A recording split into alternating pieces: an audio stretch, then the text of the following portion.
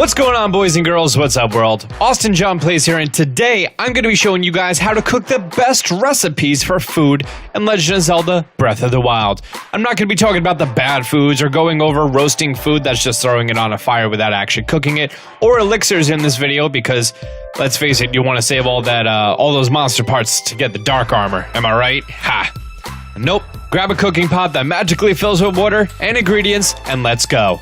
I'm going to be going over the best recipes for max temporary hearts, max temporary stamina, max attack, defense, stamina recovery, stealthiness, and speed boost. Because you know, you have clothing for the hot and cold ones. I'm also going to be going over the special effects that cooking during a blood moon will have. Ooh, yeah, the blood moon affects the recipes that you cook. Bet you didn't know that, did you? Already hitting you with the knowledge. I want to say that your main focus of benefit-enhancing food should not be hearts. That's what you have apples, birds, and meat for. You're going to have those for hearts, and you're going to have these for benefits. Keep in mind, cooking food with different benefits will cancel out the benefits, so only go for one at a time. Every food item can be placed into a grade, and the more food that you have of a higher grade, the better, but not always. Also, I've done experiments for cooking with reloading my save file for about 5 hours to come up with this list. So be sure to drop a like and show your appreciation for my hard work and dedication. It's easy, just click it, I'll wait. 5 seconds. 5 seconds for 5 hours of gameplay, then editing and recording sounds fair, right? Great. First, a little disclaimer about critical cooking. There's a slight chance that when you cook something, it'll be a critical cook and it'll have a boosted effect. When the cook animation is done, the sound is going to be slightly different at the end. It's going to have a little bit of a gong sound to it. It's really hard to miss unless you're listening on big speakers, so here's what it sounds like. Turn your volume up.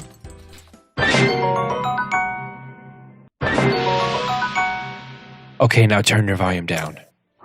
One way to guarantee a critical cook is to cook between the time of 11:30 p.m. and 11:55 p.m. right before a blood moon.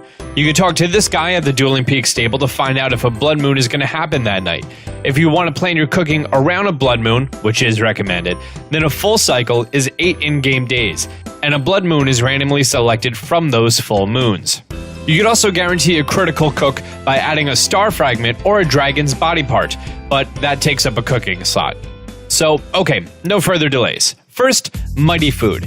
Any dish with the name mighty in front of it gives you a boost to your attack, from 1 to 3 stages. A critical cook, or blood moon critical cook, can boost it by an extra 3 hearts, a boosted 5 minutes duration, or a boosted tier of effect.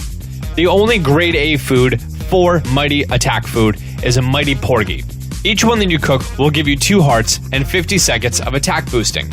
Cooking 1 will give you a level 1 boost, cooking 2 gives you a level 2 boost, and 3 fish will give you a level 3 boost. Any more than that, and you're just wasting fishies. A close runner-up is the mighty carp and the razor claw crab, then the mighty bananas and razor shroom.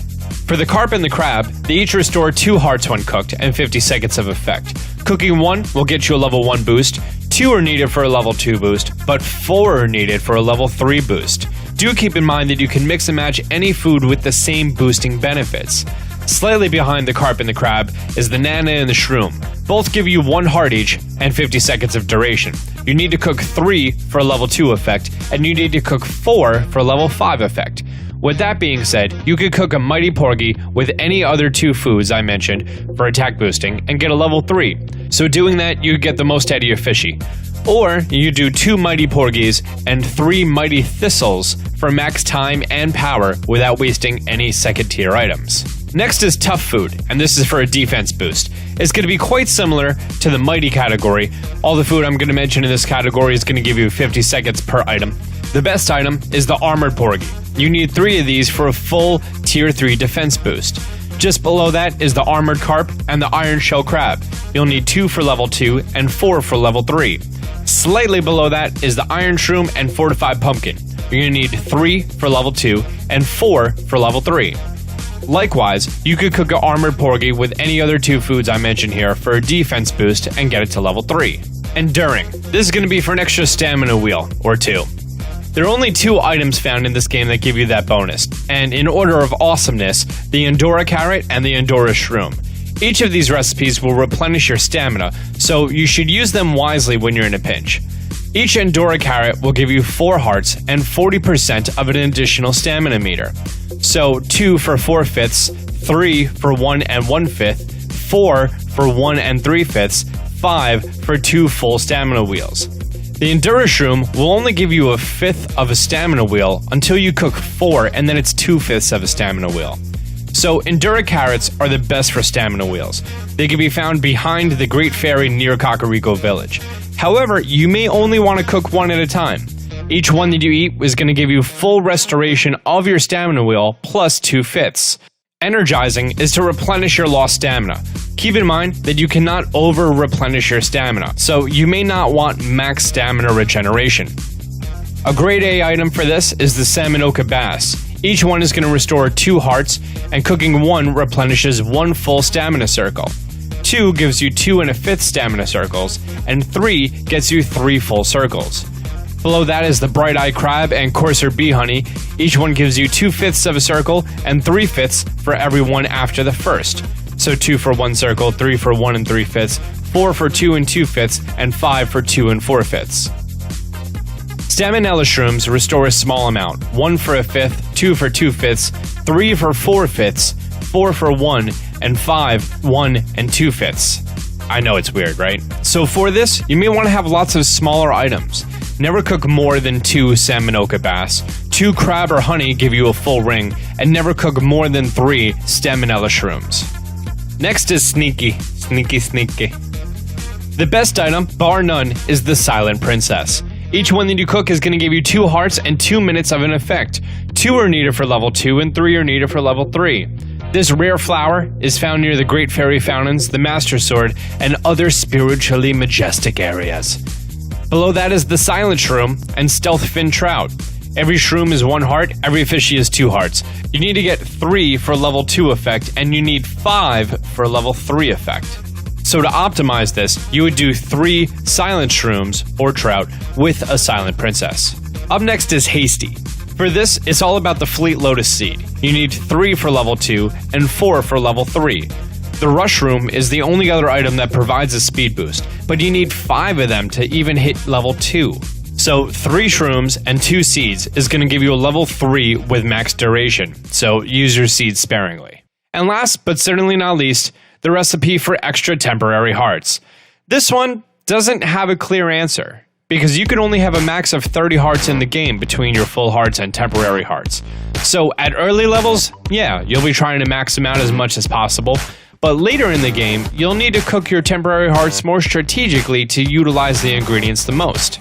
The grade A item here is the Big Hearty Radish, gives you 5 hearts. Grade B is the Big Hearty Truffle, the Hearty Durian, and the Hearty Salmon. Those are 4 hearts each. Grade C is a Hearty Radish for 3 hearts. Grade D is a Hearty Bass for 2 hearts. And Grade E is the Hearty Truffle for 1 heart. So the most hearts you could possibly have with 5 Hearty Radishes is 25 temporary hearts. But if you have any more than 5 in-game, you're just going to be wasting your radishes. Also, one super important thing to note here is that every one of these ingredients will give you full restoration of your hearts. So if you have a total of 25 full hearts and you're down to your last heart, a single cooked truffle will restore all of your health and give you a temporary heart. So for later in the game, that might definitely be a good strategy. So now to recap everything.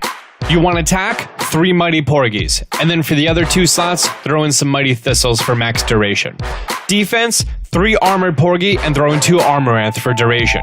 2 of each of those fish can be found in the very bottom right of the map in the small pond island to the right of Eventide Island. You want extra stamina? Cook as many Endura carrots and shrooms as you get your hands on, but separately. Gotta go fast? 3 Rush Shrooms and 2 Lotus Seeds. Want to be as quiet as Big Boss? That's a Metal Gear Solid reference. 3 Silent Shrooms or Stealth Fin Trout with a single Silent Princess. You want to fill your stamina or want extra hearts? Screenshot this clip right here. Boop.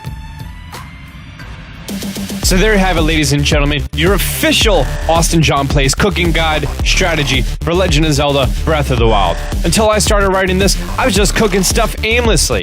If you want a guide on elixirs, let me know in the comment section down below. I didn't think it was necessary because I sold all of my monster parts to be able to get the Dark Link armor.